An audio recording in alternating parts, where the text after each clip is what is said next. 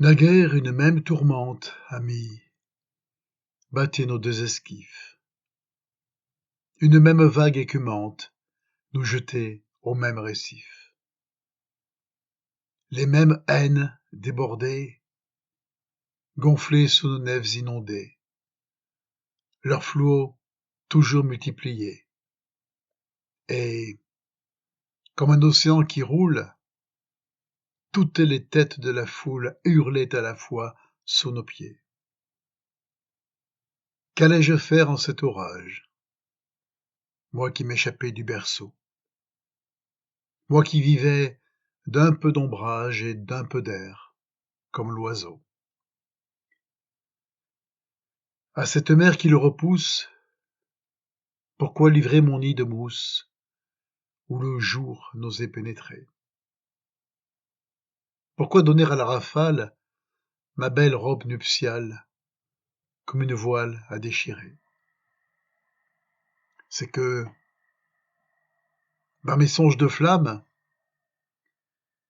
c'est que, dans mes rêves d'enfant, j'avais toujours présents à l'âme ces hommes au front triomphant, qui, tourmentés d'une autre terre, en ont deviné les mystères avant que rien en soit venu, dont la tête au ciel est tournée, dont l'âme, boussole obstinée, toujours cherche un pôle inconnu.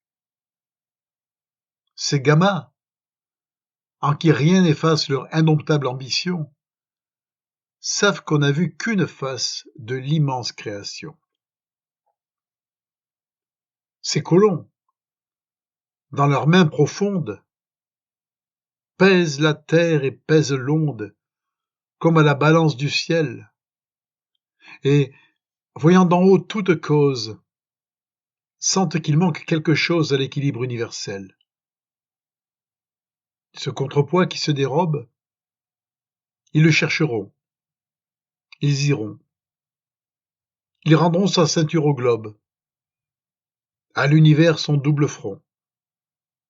Ils partent, ont plein leur folie, l'onde les emporte.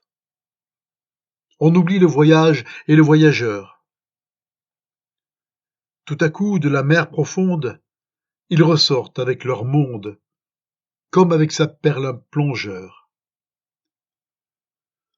Voilà quelle était ma pensée. Quand sur le flot sombre et grossi, je risquais ma nef insensée, moi, je cherchais un monde aussi. Mais, à peine loin du rivage, j'ai vu sur l'océan sauvage commencer dans un tourbillon cette lutte qui me déchire, entre les voiles du navire et les ailes de l'aquilon. C'est alors qu'en l'orage sombre j'entrevis ton mât glorieux, qui, bien avant le mien, dans l'ombre, fatiguait l'autan furieux. Alors, la tempête était haute, nous combattîmes côte à côte, tous deux, moi, barque, toi, vaisseau, comme le frère auprès du frère, comme le nid auprès de l'air, comme auprès du lit, le berceau.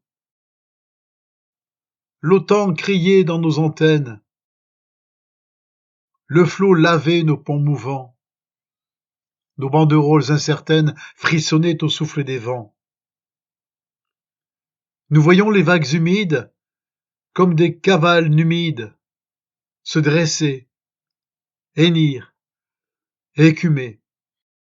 L'éclair, rougissant chaque lame, mettait des crinières de flamme à tous ces coursiers de la mer. Nous, échevelés dans la brume, chantant plus haut dans l'ouragan, nous admirions la vaste écume et la beauté de l'océan. Tandis que la foudre sublime planait tout en feu sur l'abîme, nous chantions, hardis matelots, la laissant passer sur nos têtes, et, comme l'oiseau des tempêtes, tremper ses ailes dans les flots, échangeant nos signaux fidèles et nous saluant de la voix, pareil à deux sœurs hirondelles, nous voulions tous deux à la fois doubler le même promontoire, remporter la même victoire, dépasser le siècle en courroux.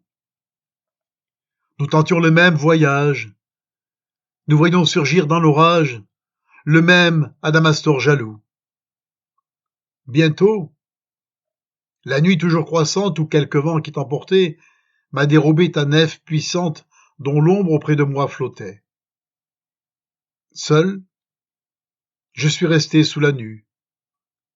Depuis, l'orage continue, le temps est noir, le vent mauvais.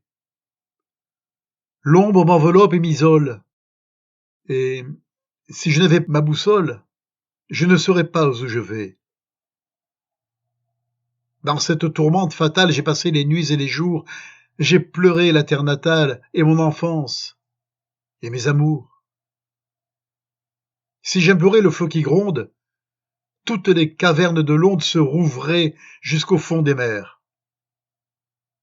Si j'invoquais le ciel, l'orage, avec plus de bruit et de rage, secouait sa gerbe d'éclairs. Longtemps, laissant le vent bruire, je t'ai cherché, criant ton nom. Voici qu'enfin je te vois luire à la cime de l'horizon, mais ce n'est plus la nef ployée, battue et errante, foudroyée sous tous les caprices des cieux, rêvant d'idéales conquêtes, risquant à travers les tempêtes un voyage mystérieux. C'est un navire magnifique, bercé par le flot souriant, qui, sur l'océan Pacifique, vient du côté de l'Orient. Toujours en avant de sa voile, on voit cheminer une étoile qui rayonne à l'œil ébloui. Jamais on ne le voit éclore sans une étincelle aurore qui se lève derrière lui. Le ciel serein, la mer sereine l'enveloppe de tous côtés. Par ses mâts et par sa carène, il plonge aux deux immensités.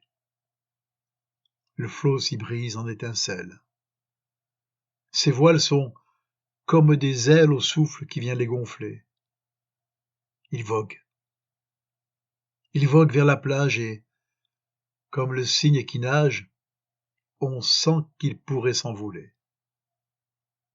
Le peuple, auquel il se révèle comme une blanche vision, roule, prolonge et renouvelle une immense acclamation. La foule inonde au loin la rive. Oh, dit-elle, il vient, il arrive. Elle l'appelle avec des pleurs et le vent porte au beau navire, comme à Dieu l'encens et la myrrhe, l'haleine de la terre en fleurs. Oh, rentre au port, esquif sublime, jette l'ancre loin des frimas. Vois cette couronne unanime que la foule attache à tes mains. Oublie, et l'onde, et l'aventure, et le labeur de la mature, et le souffle orageux du nord. Triomphe à l'abri des naufrages, et ris-toi de tous les orages qui rongent les chaînes du port. Tu reviens de ton Amérique, ton monde est trouvé. Sur les flots, ce monde, à ton souffle lyrique, comme un œuf sublime est éclos. C'est un univers qui s'éveille. Une création pareille à celle qui rayonne au jour. De nouveaux infinis qui s'ouvrent. Un de ces mondes que découvrent ceux qui de l'âme ont fait le tour. Tu peux dire à qui doute encore, j'en viens, j'en ai cueilli ce fruit. Votre aurore n'est pas l'aurore et votre nuit n'est pas la nuit. Votre soleil ne vaut pas l'autre. Leur jour est plus bleu que le vôtre. Dieu montre sa face en leur ciel. J'ai vu luire une croix d'étoiles clouée à leur nocturne voile comme un labarum éternel. Tu dirais la verte savane, les hautes herbes des déserts, et les bois dont le zéphyr vane toutes les graines dans les airs, les grandes forêts inconnues, les caps d'où s'envolent les nus, comme l'encens des saints trépieds, les fruits de lait et d'ambroisie, et les mines de poésie dont tu jettes l'or à leurs pieds. Et puis encore, tu pourrais dire sans épuiser ton univers, ces monts d'agate et de porphyre, ces fleuves qui noieraient leur mer. De ce monde, né de la veille, tu peindrais la beauté vermeille, terre vierge et féconde à tous, patrie où rien ne nous repousse, et ta voix magnifique et douce les ferait tomber à genoux. Désormais, à tous tes voyages vers ce monde trouvé par toi, en foule ils courront au rivage, comme un peuple autour de son roi. 1000 acclamations sur l'onde suivront longtemps ta voile blonde brillant en mer comme un fanal, salueront le vent qui t'enlève, puis sommeilleront sur la grève jusqu'à ton retour triomphal. Ah, soit qu'aux portes ton vaisseau dorme, soit qu'il se livre sans effroi au baiser de la mer difforme qui hurle béante sous moi. De ta sérénité sublime, regarde parfois dans l'abîme, avec des yeux de pleurs remplis, ce point noir dans ton ciel limpide, ce tourbillon sombre et rapide qui roule une voile en ses plis. C'est mon tourbillon, c'est ma voile, c'est l'ouragan qui, furieux, à mesure éteint chaque étoile qui se hasarde dans mes cieux. C'est la tourmente qui m'emporte, c'est la nuée ardente et forte qui se joue avec moi dans l'air, et, tournoyant comme une roue, fait étinceler sur ma proue le glaive acéré de l'éclair. Alors, de cœur tendre et fidèle, ami, souviens-toi de l'ami que, toujours, poursuit à coups d'aile le vent dans ta voile endormie. Songe que du sein de l'orage, il t'a vu surgir au rivage dans un triomphe universel, et qu'alors il levait la tête, et qu'il oubliait sa tempête pour chanter l'azur de ton ciel. Et si mon invisible monde toujours à l'horizon me fuit, si rien ne germe dans cette onde que je laboure jour et nuit, si mon navire de mystère se brise à cette ingrate terre que cherchent mes yeux obstinés, pleure, ami, mon ombre jalouse. Colomb doit plaindre la Pérouse. Tous deux étaient prédestinés.